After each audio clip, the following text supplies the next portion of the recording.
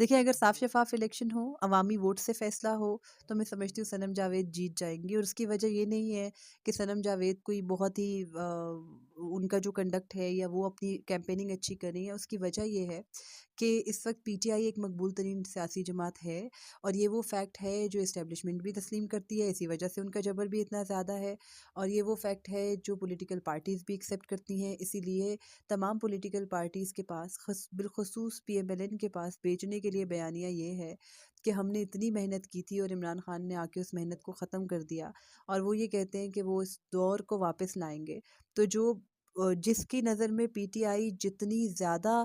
मजबूत है वो उसका जिक्र भी उतना ज़्यादा करता है और उससे बचने की कोशिश भी और लोगों को उससे डराने की कोशिश भी उतनी ज़्यादा करता है। तो हाँ, अगर फ्री एंड फेयर इलेक्शन होते हैं तो इसमें कोई शक नहीं है कि सनम जावेद जीत जीत जाएंगे और उसकी रीज़न ये है कि पीटीआई के साथ जो कुछ हो रहा है उनमें डट जाने